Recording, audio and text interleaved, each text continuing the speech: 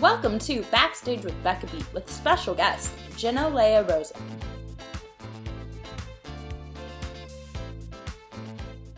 Hi everyone, and welcome to this episode of Backstage with Becca. On this episode, the SoCal native and Disney voice actress has starred in regional productions of Funny Girl at MSMT, Grease at La Mirada Theater, and Frozen as Elsa at both Theater Under the Stars and La Mirada. Plus, she's about to hit the road on the National Tour of SUFFS. Please welcome Jenna Lea Rosen. Okay, so the first thing I want to say is I'm so sad that I didn't make it out to La Mirada. Oh my gosh. I don't drive, so it's like kind of a long trek from Burbank to there. I completely understand. It's like, especially with traffic, it gets so like complicated. I love Frozen though. Like it's my favorite. So you have to do it a third time. Okay, well, we might be. So, fingers crossed. So there's a very real possibility that happens. So we'll see what happens. Yeah. Amazing. I had to get that off my chest first. Oh, you're so sweet. I mean, I got to work it at Pantages, so I really fell in love with it there. What did you do? What did you do with the production? Not with the production. I just got to work as an usher during. Fantastic! Oh my god, that's wonderful. Yeah. It was so fun, and it made me love the magic of Disney musicals even more. Well, I mean, there's literally nothing better. Yeah. Are you planning on seeing Beauty and the Beast? Yes, absolutely. Okay. Amazing. Of course. My Kristoff from Frozen at Tuts is playing the Beast. So if you see it, tell him I say hello. So cool. Yeah. Oh my gosh. He just texted me. That's so funny. Literally as I said that. That's so funny. Oh my god. He's creeping in. Yeah, that's some kismet right there. Powers going on. Small world. Right. So how are you, first of all? Oh my gosh, I'm great. I'm a little tired, but I'm great. Yeah. How are you? All day and stuff? Say that one more time. You've been in rehearsals all day and stuff? Yeah. Wow. Yeah. Well, today I actually got called a little bit later, so I didn't have to come until 2, which was great. I got to sleep in and actually do some dishes, which was nice. You're yes, I get to actual adulting. Oh, adulting, Yeah. What is that? Oh, yeah. No, I did get to adult this movie. Living the dream. Literally. Yes, living the dream. Yeah. So I want to ask, getting into all the theater-y stuff. Yeah. I want to ask, what's the earliest memory that you have of theater that inspired you to pursue this industry? Yeah. So I was born into a performing arts family. My parents, my mom and my dad, were both Broadway performers, and I was actually born while they were on the first national tour of Beauty and the Beast. So yeah, so I spent the first 3 years of my life on the road with them. Not that I don't remember that, but I'm sure it was great. But that being said, theater has been a part of my life since I was literally in utero. So, I don't ever remember there being a time in my life where theater or singing or performing wasn't a part of it. And I think once my mom especially realized that I had an interest in it and that I had a talent that for it, she was immediately began fostering that. And so it's always been a part of my life. What do you think, so I imagine as a kid being close to a tour of a musical that's Disney. Yeah. Very exciting, especially when you're a bit older, probably 2, 3. Sure. You're oh, this is fun. Yeah. This is kind of special. What, was there a point around then, or it could be after then, where you were this, I must do this?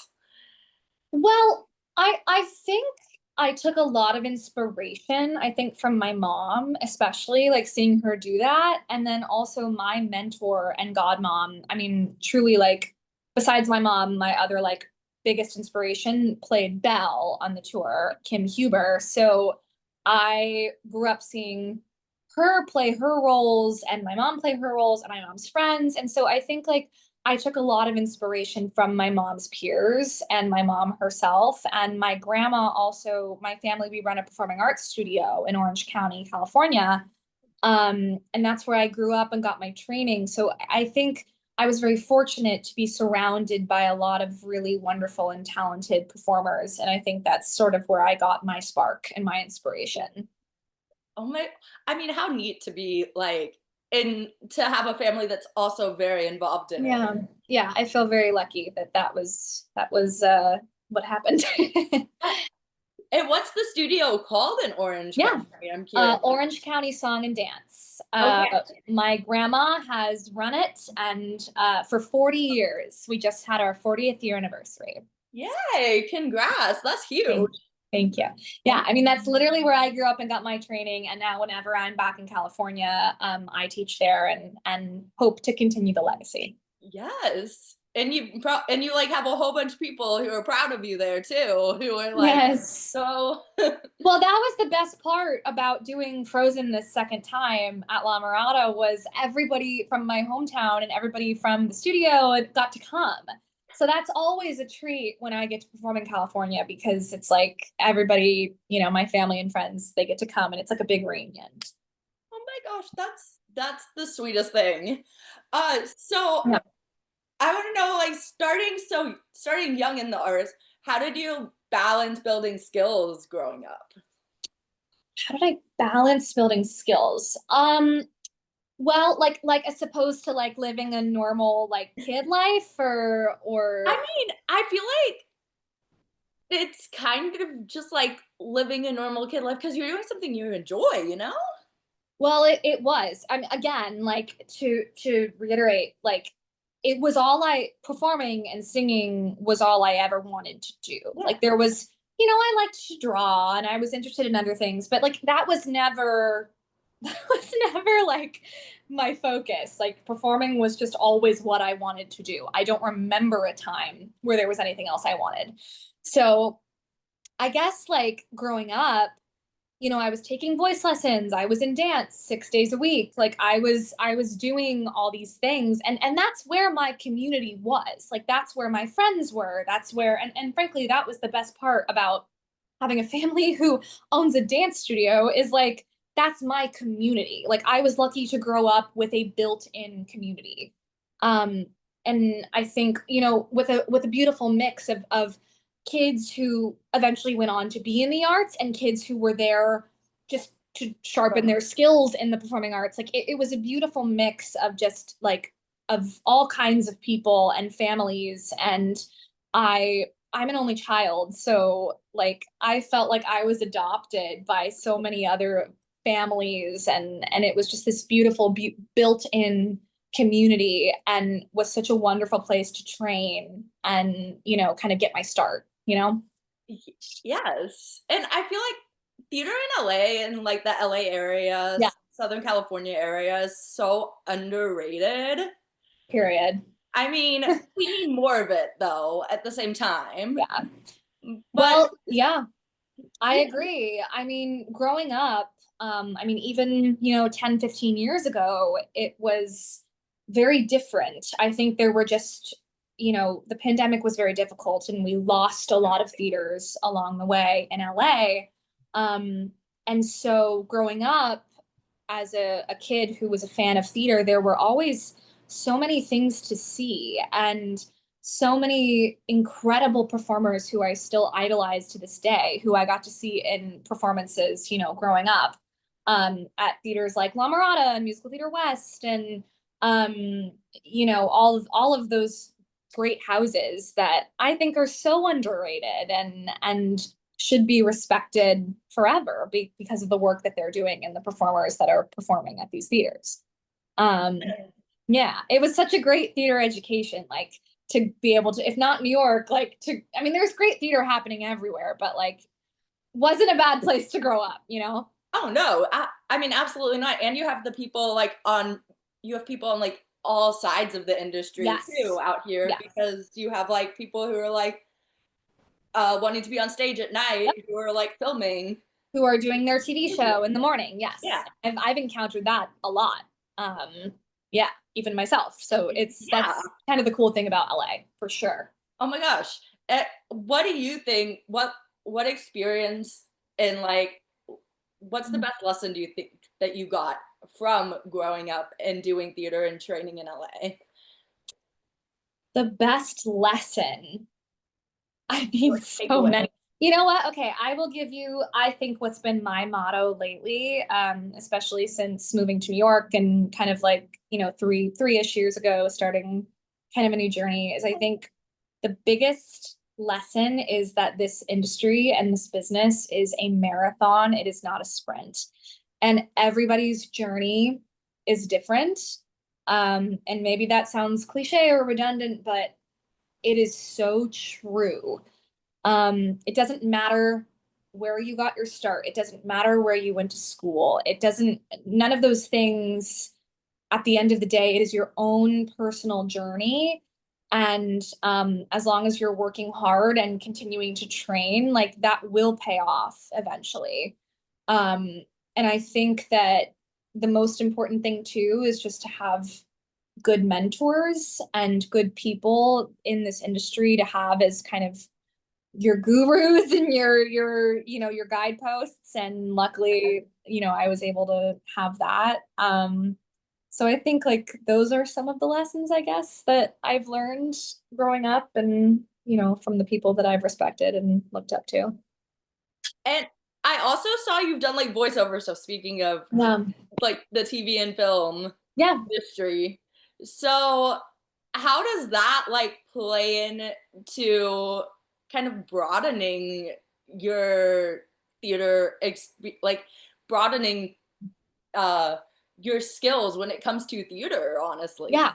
Well, I mean, I've always said that in the entertainment industry, like if a door opens, like walk through it. There's so many different, you know, avenues that you can take within this industry. And I was lucky enough to start working for Disney Animation when I was 13. Yeah, so and I'm still working for them to this day. So that's been its own journey in itself.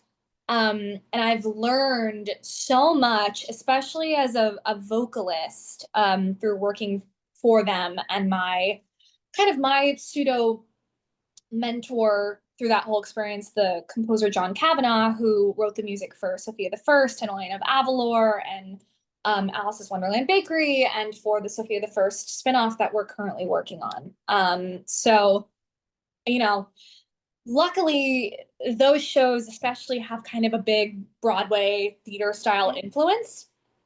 So that was always so much fun, and I've just learned so much through that, and also doing a lot of like session singing stuff in LA as well. So for movies and TV, and that's just broadened my skill set immensely. So that's something that I'm immensely grateful for. I mean, and you get to like be a part of like children's happiness watching these shows. I know. And truly that is the biggest gift, is to see the way that if I say Sophia the First, like even to this day, like a child's face lights up, like to see that they loved the show and it had an impact on their life, like to have been even a small part of that is like huge. It just makes me so happy. I mean, and they like walk around singing this theme song, and you know, yeah, I mean, they hear special songs from like their favorite shows, and I mean, I am such a big Disney fan. Like I am the biggest Disney fan on the planet Earth. We'll have to fight for the title. Yes. But yeah, but to even have been like a minuscule, like small part of that is like, I'm good. I'm done. I'm like, my voice has been on the Disney Channel. I'm like, okay, great. Like I got to voice a princess. I'm good. Like that's cool. You know? Do you have a favorite voiceover that you've done? Honestly, I would say like a lot of I think I'm most proud of the work that I've done on Sophia the First. Like I think that's sort of something that I just put so many years of my life into that show, and got to sing for so many different characters, like that I'm just very happy to have been a part of the show, even in a small way. How does it and I'm curious, how does it work? Like singing for different characters, how do you like develop the voices for like different characters? Well, so there's characters that you voice yourself, right? And then there's other characters, like for instance for Sophia the First, where they had other actresses who were playing the parts, and then I would do their singing voice. Whoa. Yeah. So I would sort of have to match their tone of speaking. Like there was one episode where Sabrina Carpenter was like out of town and I did her singing voice. A couple times actually. I think I did it twice, but it was like, so you basically have to listen to the dialogue, like they'll send you files of the dialogue and you have to sort of match the tone, and that was kind of a unique experience for sure. Oh my gosh, that's a talent of its own to like listen to voices and be like, okay, I'm gonna replicate these voices now. Yeah, but that's very much like in a way musical theater training, because you so much of your training in theater is like building a character and learning how to sort of match that like somebody else's voice and stuff. Like I feel like it all aligns very well, you know? Yes, absolutely. 100%. And so I might go out of order That's with like fine. shows you've been in, Yeah. but All good. I want to touch on like some iconic roles and very cool roles you've played. So you've played roles like Elsa, of course, which we talked about right off the bat, and I'm gonna get to more.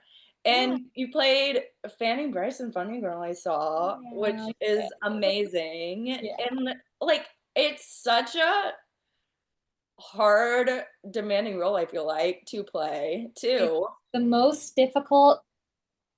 You know, it's funny. It is on paper the most difficult show that I've done, difficult role that I've tackled so far, but in so many ways it was also the easiest because it was the right fit, if that makes sense. You're like, I feel I like know, I'm like, I know who this person is. And it was a heavy lift as far as the music and the material and the scene work and just the role itself. But like, as an actor, that's so fun because you get to go on the journey from like them being a young person to being a full-fledged adult who knows who they are. And like, that's so rare in musical theater to be able to do that and go on a journey with a character like that. And oh my gosh, it was just the experience of a lifetime. I mean, it's such an emotional, heavy show with such beautiful, stunning, like the most beautiful And history too, on. just so Oh much. my gosh. Yeah. Yes, the history. What was it like stepping into her shoes for you? And I mean, how did you go about it? Because you're stepping into a real life person's shoes. Yeah, it was honestly very emotional. Like I see so much of myself in that role. I guess sort of a woman who knows they have this talent, but didn't necessarily, I mean, I can't speak for Fanny herself, but however, Fanny felt she was like, I know I have this talent, but I don't fit into a box, quote unquote, you know? Yeah. And so she had to kind of make her own, she made her own niche and fought through all of these different stereotypes and archetypes of what it was like to be a female performer in that day. I mean, you know, obviously it's dramatized in the show, but like to kind of be in these shows with the Ziegfeld Follies girls, like it's a completely different thing. And Fanny was brave and knew what she was worth and knew her talent on the stage, but in her personal life, she didn't know that as much. And I think that's kind of what got her into trouble with her relationships and such. But to be able to authentically portray a Jewish character like her on stage was something that I will take with me for the rest of my life. Yes. I mean, I hope you do it again. That is the hope. I'm putting that into the universe. I am like, Please. literally, I I think of any role, I'm like, that's the one that I would like to do over and over and over and over and over again. And I think it's a role that I actually will even grow into even more. Yeah, like you develop and it, like Yeah. the character change, like the way you play her changes. Yeah. 100%. And I think Yeah. as I get older and learn more through life and like just mature, like I'm very much looking forward to hopefully the next time that I get to do it, because I think I'll find a lot of new things. I mean, also like vocals change. Yeah. Come on, like Absolutely. I think that, like, I mean, to be totally honest, even between the last time I did Elsa at Tuts and this time, like I found different things like each time. So like especially that was my first time playing a role twice. Like playing a role multiple times. And I think that's such a beautiful thing because you find different things within that character, within that role, like every time you do it. yes. So I'd love to do that with Fanny. Wait, so touching on playing Elsa twice, and I'm gonna get back into Funny Girl a bit, Yeah. but touching into playing Elsa twice, what made you decide to play Elsa twice? Like when La Mirada was like, "Hey," Well, I mean, a big factor was my Anna, my sister, Kaylin Fu, the incredible, illustrious Kaylin Fu, was also, offered the contract. And so the two of us, we were like, yes, let's do it again. And our incredible director, Dan Connectus, was also directing this second iteration of the production. So it was kind of like this big, beautiful, like getting the band back together thing. And our incredible Olaf, Mark Ivy, he was also returning, reprising his role. So like it was just the most perfect opportunity. And also to be home. Like that was kind of a huge thing. And also my lovely boyfriend was also in this La Mirada production. So we got to do this together, which was so lovely. And to be and just we got to live at home with my family, and like it just the stars kind of aligned in the most like beautiful way. And I had worked at La Mirada previously 2 times before, so it was kind of like coming home in like this beautiful way. So it was a no-brainer. It was like as soon as they offered it to me, I was like, yeah, let's go. Absolutely. And I'm curious, going a little farther back, Yeah. how did you get involved with Frozen in Houston? Because I feel like that was one of the like first big productions that they did after the tour. Yeah, it was like kind of, it was exactly. I'm like so honored to have been chosen to be their Elsa. It's funny. I actually was not originally in for Frozen for Tuts' season. I was in for Little Shop of Horrors. And through that audition process, they were like, okay, maybe not Little Shop, but they were like, what would you feel like? How would you feel about Elsa? And I was like, yeah, because I had auditioned for it. So actually, funny story. We'll flash back to 2017 when the Broadway production of Frozen was first auditioning, and I was actually in finals for Anna back in the day. And so after that, like for the tour, I was in for Elsa, and then once it started being done regionally, I started being called in for Elsa a lot. And so when Tuts was like, how would you feel about doing Elsa? I was like, yeah. And then it just sort of worked out. Like it was just this perfect, like, and it was so weird. The day of my audition for Frozen, I was leaving right after my final callback for Funny Girl. So it was like the best day. It was so cool. That was like the best day ever. Adrenaline. The adrenaline is like off the charts. It was like, what? I was like, what's happening? What is life right now? Like, it was crazy. It was crazy. I will be forever grateful to Tuts and to Dan for giving me that opportunity. I mean, and like singing Let It Go and like for an audience with kids who've grown up watching the animation. And honestly, I think the Let It Go in the stage production is better than the movie. But whoa, hot take. I like the ending. Yeah. Oh, well, the big, like the big belted ending. Yes, Yeah. 100%. Also, like the dress change in person. I Are you kidding? know. I know. It was like, I mean, at Tuts, that's a 3,500 seat theater too. Like, to be able to do that, like, oh my gosh, and these costumes were designed specifically for us. Yes. And it was just like, oh, it was such Dream. a dream come true. I have at La Mirada, one of our incredible fans made stickers, custom stickers of our costumes of us as these characters. So there I am, on my water bottle. But it was like, oh, it was just such a dream come true. Did you all have like a bunch of repeat attendees too? Actually, well, yes, at Tuts, yes, 100%. We had people who came back multiple times who would bring their kids or their families or whatever, because this is just one of those shows. It brings people together. It just does. At the end of the day, it brings joy, and frankly, we need a lot of that these days. So to be able to do this show over the holidays, and then, like, at this point in time, like, to do it twice, just it brought joy to the audience, but it brought a lot of joy to us as well. Yes. Oh my, I mean, even like for adults like me, like I'm Like me, girl. entertained to the show, but Yeah, I will gladly go back to see a Disney musical like 80 times. 100%. You will catch me front row, like Yeah. singing along.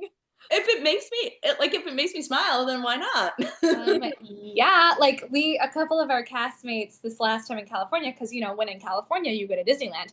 Yes. And one of our castmates got us into Club 33 for the first time, and so we got to go and like experience that, and like that just added to the Disney magic of it all. Like, oh, I was geeking out. It was so crazy. That is the most iconic thing. Like Crazy. once in a lifetime experience, honestly. It was insane. With goals one day. I'm manifesting for myself one day because I'm manifesting that for you. Like, that's my dream. it was pretty fun. And I also want to talk before I get more into Funny Girl. Yeah. I like feel like I was like Elsa. Oh my gosh, we got to talk about Elsa. But Recent. So I I would, get it. yeah. How do you prepare like vocally and emotionally to perform the songs in Frozen every night when you were doing it? Well, it's a very heavy lift vocally. um, like, it's just, I think the biggest challenge with that role is because so many incredible women have played that part. I mean, starting with Idina Menzel, obviously, like, she was like the blueprint for the songs, and then it was Casey Levy, and like after that, like, sort of finding my own version of Elsa, it was like felt like a lot of pressure, because people in their brains and in their ears are kind of expecting to hear a certain thing, and I was like, I'm just going to be myself and kind of do my version of Elsa vocally. But at the heart of it all, it's really about the relationship between the two sisters. And Kaylin and I have such a phenomenal relationship. I consider her to be family. And like the fact that we got to do this together twice, like, was such a blessing that it was like, I think we really grounded each other, into the story. And like, again, the Let It Go sequence is a whole lot of pressure. Everyone knows that song.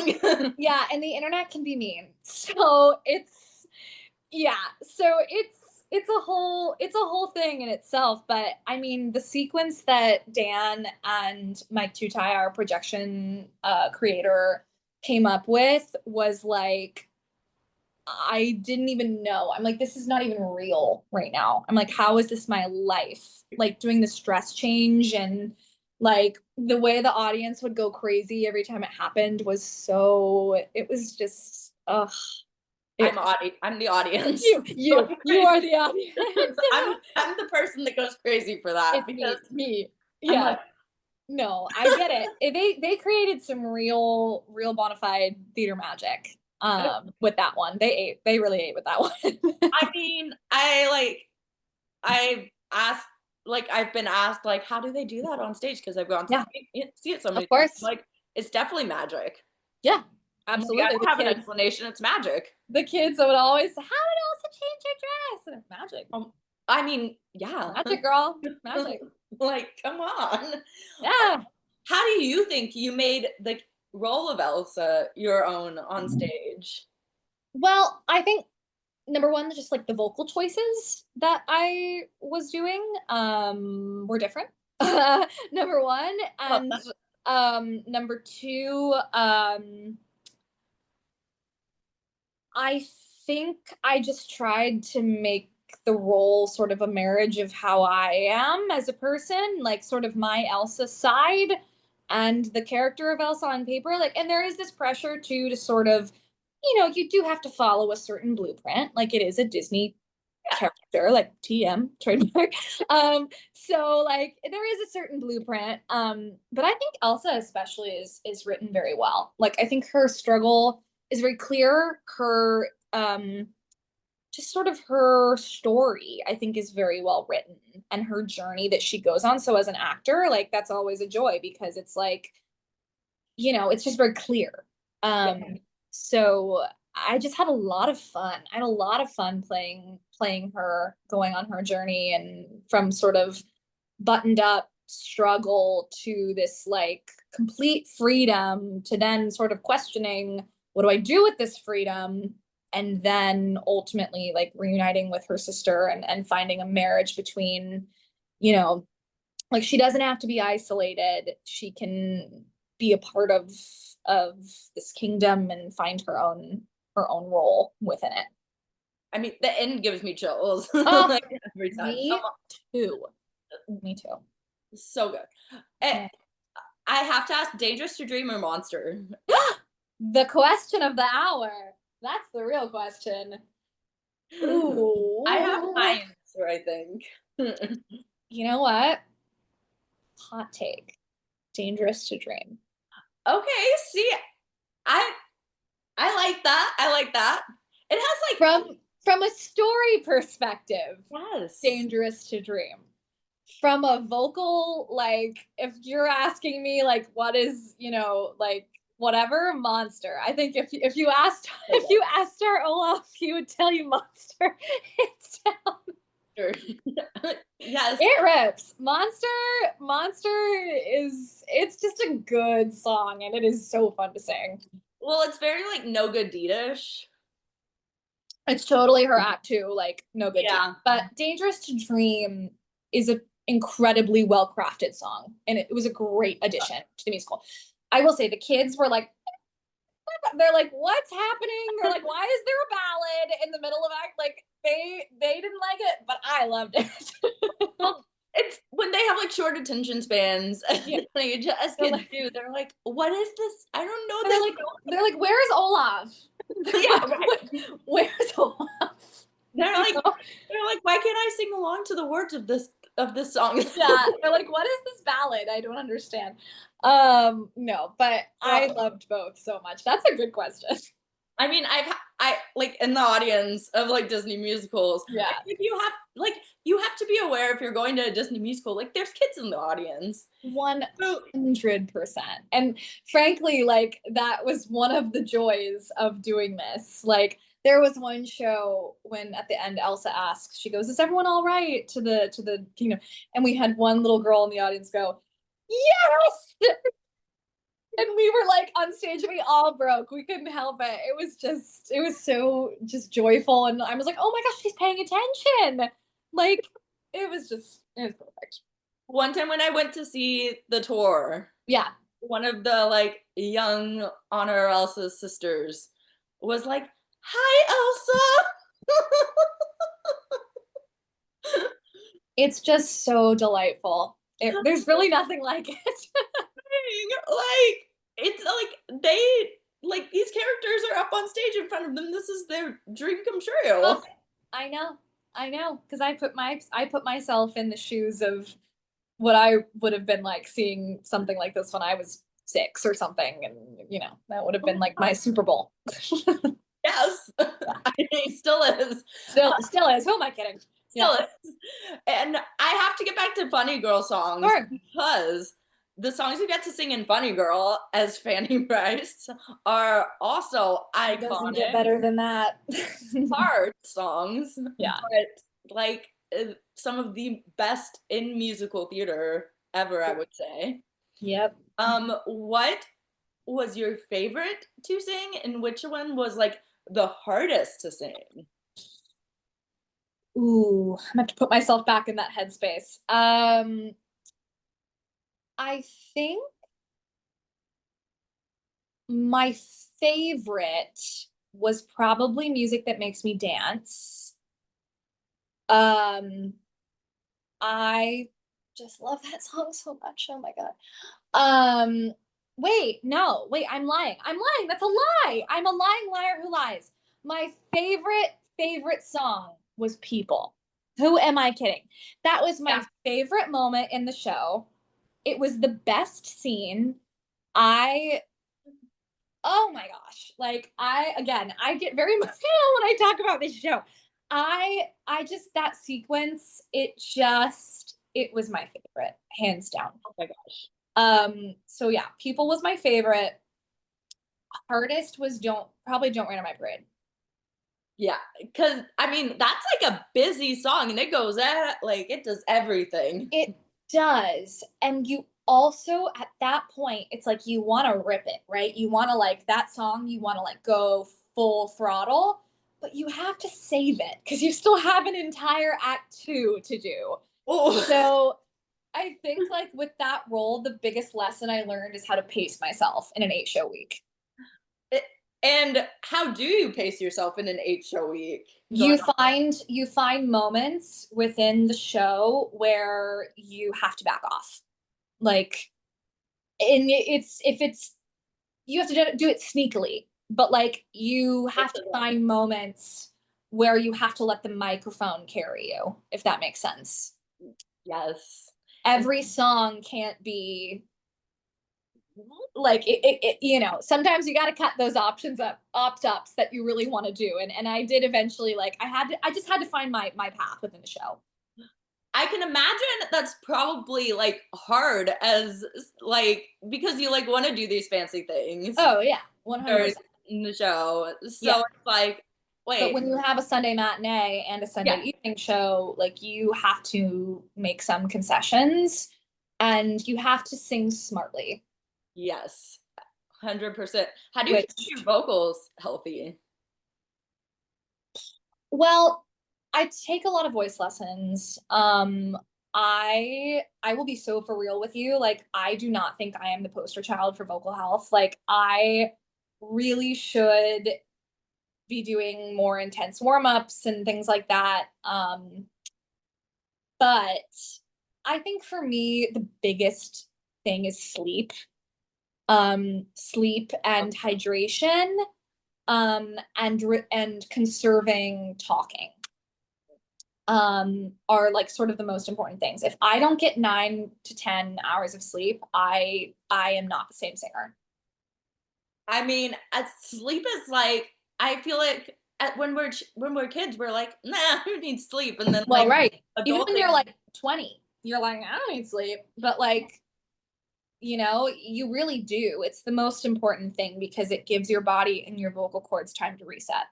oh my gosh, absolutely. And it's just like everything time to reset for like everyday life. 100%. What do you enjoy most about like working in regional theaters? Oh gosh. I mean, I think in a regional setting, you have a lot more freedom. I think some of the best work in theater is being done at regional theaters right now because there really are no parameters. Like, you can reimagine a show or reimagine a role in a way that, you know, maybe a couple states down is doing the show, but it won't be the same show. I think it really gives actors and creative teams a real freedom to do something different that maybe that different from how it maybe was originally on Broadway or on the tour or anything like that, you know. I think it gives way for a lot of real artistic freedom. which I feel like is the reason I love live theater, Yeah. because if you see a show one place, it's not going to be the same when you see Yeah. it another place. Like even from like Broadway to national tour. Yep. Where, It's going to be two completely different productions. yeah. Because no two actors are the same either. So every performance is going to be different. And I think that's really the beautiful thing about theater and why it continues to be a successful art form, is that these shows keep evolving and changing throughout the years. Like can you imagine, like, think about Rodgers and Hammerstein writing Oklahoma back in the day, and now in 2025 people still doing Oklahoma and reimagining it in new ways. Like, it's incredible how this art form continues to evolve. Oh my gosh. I mean, and like there's like new geniuses coming forward who Oh, are yeah. like, let's do it this way. There's a new Sondheim every generation and every deck. I mean, there will never be another Sondheim, but like, it's incredible how new voices continue to emerge and create new works. And like, I have a lot of hope and a lot of faith for theater and what it's going to look like in the coming years. You know. I mean, and also I gotta say, like, go see as a theater fan, I love seeing like different people in different roles. Yeah. So like, you gotta go see like the understudies and the swings on too, if you can. You have Yeah. to. Because I mean, first of all, seeing any kind of debut like is the most thrilling, exciting thing on the entire planet Earth. And I think too, like, the person playing the role regularly and the understudy, like the performance is going to be very different too. So I love seeing the different versions of characters and just what each actor brings specifically to the character. Literally the most perfect thing to see Yeah. is like different portrayals. Yeah. And speaking of different portrayals of like famous characters, Yeah. I also saw the Joe the Little Woman musical, Joe March, on your resume on the interwebs. So you've gotten to help like develop this Yeah. version of Joe March in Yeah. the show. What has that been like to bring a new version of her of like the strong, powerful woman to life? Yeah, I mean, again, like an incredible opportunity to play another, a new version of a character that has existed for generations. That was such a wonderful process to develop that with the team, and it was just such a wonderful chapter, and I love that story, and I hope that it continues on. And I wish that the team the best of luck, and it was wonderful. Oh my gosh. And I was listening to the like demo, Yeah.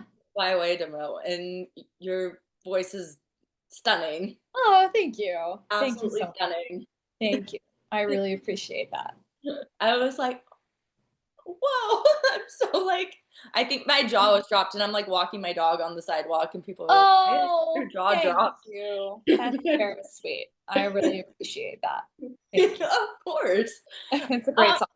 it is. Oh my gosh. I'm like so impressed with like new musical work. Yes. Me as well. Again, future is bright for musical theater. Yes. Period. So, do you have a favorite memorable, like behind the scenes moment from a show? Favorite memory with either audiences or castmates?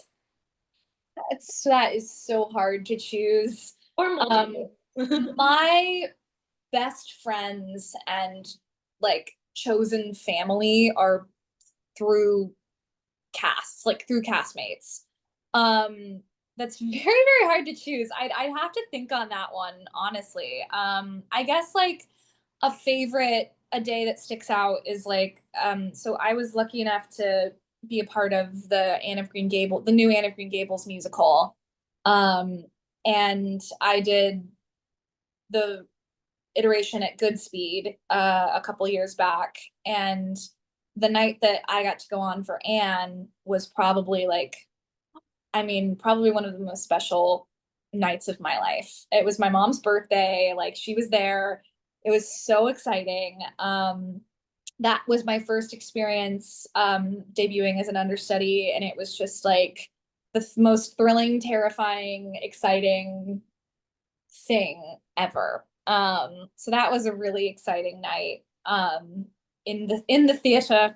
And everybody was so supportive, and that's a cast in particular that I just feel so incredibly close to. And as I do with, frankly, with every cast, like, again, every cast has brought me like a new family member, essentially, which is so wonderful. Like, I mean, with Frozen too, like little rituals. Like, I'm a very ritualistic person when it comes to shows. I'm very superstitious. I have to do things to, like, as a part of my routine. What are the rituals? Huh? What are the rituals? Well, like for Frozen, for instance, it's really stupid. Before the Let It Go sequence, Wesselton says this line where he's like, when we find her, we will put her in her place. After all, it shouldn't be too hard. She is only one small girl. And so, like, everybody backstage, I got the tech crew, and like everybody who was surrounding to do one small girl. And like that was our choreography. And we had to do that. And before that, we had to bless the dress. We had to bless the dress 6 times before. Like, so it becomes part of like the choreography, the backstage choreography, in a way. I feel like anyone playing Elsa needs to do that with the dresses. Small girl. Yeah, it was a whole thing. It's just little things like that that, that oh my gosh, that's amazing. That's amazing. I love that. And like getting to be part of like newer musicals must be so exciting. To show audiences who haven't seen, like, no, people haven't seen this stuff yet.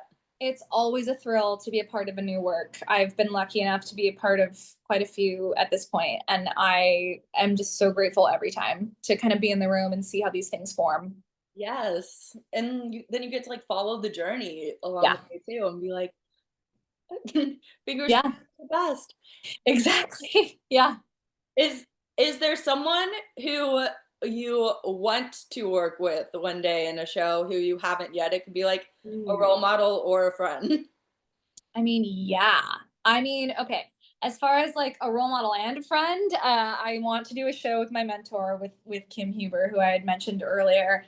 I really want to do a show where we play like mother and daughter. I think that would be so cool. Another would be, I would like love to do a show with Caroline Bowman.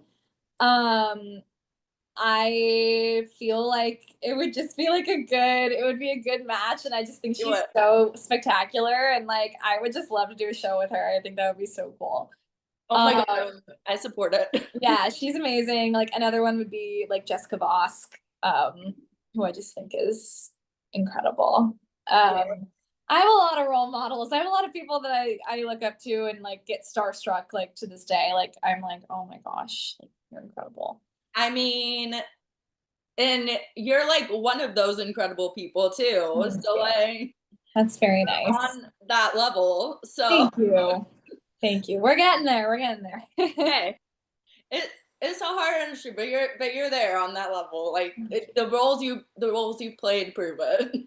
Thank you very much. So, what's your dream role to play, whether it's like regionally or on Broadway or on a national? Like, let me pull up my list. Pull up my list. Because whenever I get this question off the top of my head, I'm like, I used to say Fanny Brice, and I've gotten to play Fanny now. So I'm like, I will say I want to do new works for sure. Yeah. Like I would love to do something. Developing musicals. Yeah. Okay. Some roles that I would love to do. I would love to do any of the girlies in Wicked. I don't know who. I just need to like figure that out eventually. All of them? All of them? Yeah, all of them would be great. I would love to do Fantine and Les Mis. That would be a dream. I would love to do, ooh, I'd love to do Bonnie and Clyde. That would be really fun. Um, Good song. yeah. Oh yeah. I'd love to do Julie Jordan and Carousel. I think that would be really lovely and interesting to explore. I'd love to do Jenna and Waitress. Oh yeah. That I hope will come one day. Cinderella and Into the Woods would be great. I'd love to do Dot and Sunday in the Park with George. Yeah, I mean that's a few. You're like all the roles that serve vocals. Sure. Yeah, sure. That would be fun. That would be You're like, fun. I just want to serve vocals. I would love to serve vocals and acting, but yes, I would love Oh my to. gosh. Well, yes. I'd love to do Belle again too. I loved playing Belle. Yes. Well, I mean, since it's on tour right now, like it's not out of the question. One day we'll see. We'll see. Yeah. Yes. I think okay, so I have a hard time deciding favorite Disney princess, but I think she's probably mine. Yeah. I mean, that's like an extremely valid choice. I feel like she's got it all. Yeah. You I know? feel like between like if we're talking modern day, then definitely Elsa. Yeah. I mean, she's the queen. She's the literal queen. Yeah, exactly. Exactly. I'm also an Ariel girly. I love Ariel. Yeah. I think I just love the ocean too. So I'm like, I'm the opposite. I don't like the ocean much. well, okay, wait. So I don't like being in the ocean, but I like the idea of the ocean. Okay. Yes. I like watching the ocean in television and movies. Yes. I'm like, the ocean is for the sharks. Period. Like the ocean is not for me, but I like to watch it. I don't need to be in it. No. So before I get to my last question, I want to ask, where can people follow you on social media to keep up with what you're doing? Yeah, so you can follow me on Instagram and TikTok at Jenna Lea Rosen. I post a lot of singing content on both of those things, and you can follow me through my next journeys if you'd so like. Yes, and highly encourage it because I've listened to some of your singing videos and literally insane. Oh, thank you. So good. Like, I'm so impressed with anyone who tackles roles that you've tackled. Well, thank you. It's been something. I mean, I can imagine when they're all like dream roles. Yeah. So thank you. And then my last question is there anything that's like upcoming that you can promote or anything you like, any piece of advice you want to leave people with? Okay, so my next project, you can catch me touring across the country in the SUFFS National Tour. Ooh, hey, love that. Yeah. Oh my gosh, that's so exciting. Congrats. Thank you. Thank you. Oh, well, I cannot wait for that to be announced. Woohoo! Me too. It'll be announced on Monday. So yes, love that. Yeah. And I hope you have a great rest of your day. Thank you so much. Thank you so much for joining me. Of course, thank you for having me on. You're so lovely. I really appreciate this. Thanks for watching this episode of Backstage with Becca B. You can follow me on Twitter and Instagram at Becca B Talks TV. Or for more exclusive content from this interview and more, you can follow me on Instagram and Facebook at Backstage with Becca B. Make sure to subscribe to my channel and like this video, or if you're listening on Apple Podcasts, go ahead and give me a 5-star rating. Thanks for tuning in, and I'll see you guys next time. Bye!